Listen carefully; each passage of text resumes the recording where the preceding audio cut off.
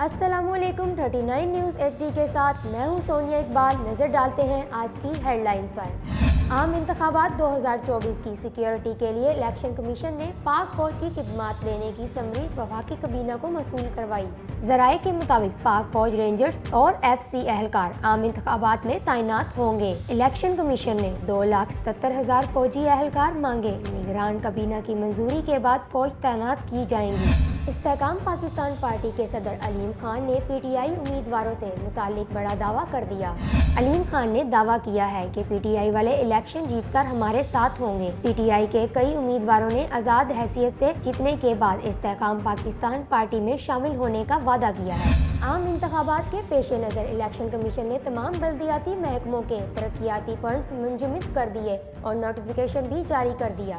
Notification کے مطابق کسی بلدیاتی ترقیاتی اسکیم کا نہ اعلان کیا جائے گا اور نہ ہی اس پر کام کیا جائے گا۔ مقامی حکومتیں صرف سینیٹیشن اور صفائی کے روزمرہ امور سر انجام دے سکیں گی۔ نوٹیفیکیشن میں مزید کہا گیا ہے کہ مقامی حکومتیں کنٹرولمنٹ بورڈ عام انتخابات کے نتائج تک ٹینڈرز بھی نہیں دیں گے۔ شاہ محمود قریشی نے کہا، جاوید ہاشمی کی طرف سے عمران خان کی رہائی کے لیے تحریک چلانے کا اعلان خوش آئند ہے۔ شاہ محمود قریشی نے جیل سے وکلا کے ذریعے پیغام میں کہا کہ اپنی اور پارٹی کی طرف سے اس کو بھرپور ویلکم کرتا ہوں۔ ایران سے تعلقات میں بہتری، پاکستانی ایئر لائنز نے ایرانی فضائی حدود کا استعمال شروع کر دیا۔ گزشتہ 24 گھنٹوں کے دوران متعدد پاکستانی پروازوں نے ایران کی فضائی حدودیں استعمال کی۔ سعودی عرب کے شہر الحوف سے اسلام آباد کی خصوصی پرواز بھی ایران سے ہوتے ہوئے منزل تک آئی۔ کراچی سے استنبول کی پرواز بھی تہران سے ہوتے ہوئے منزل پر پہنچ گئی۔ ترکم بارڈر 10 روز بعد دو طرفہ تجارت کے لیے کھول دیا گیا۔ دو طرفہ تجارت کھلنے کے بعد افغانستان سے پہلی افغان کارگو گاڑی پاکستان میں داخل ہوگی۔ 1 نومبر 2023 کو وفاقی حکومت نے فیصلہ کیا تھا کہ افغان کارگو گاڑیوں کے ڈرائیورز کے بغیر سفری دستاویزات پاکستان میں داخلے پر پابندی عائد ہوگی۔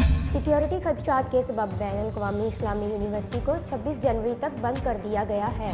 اسلام آباد کے کئی تعلیمی ادارے سیکیورٹی کے پیش نظر آج دوسرے روز بھی بند ہیں۔ نگران وزیر مرتضیٰ سولنگی کا کہنا ہے کہ جہاں کوئی خطرہ ہوگا، بچوں اور شہریوں کی حفاظت کی خاطر ریاست اپنی ذمہ داریاں نبھائے گی۔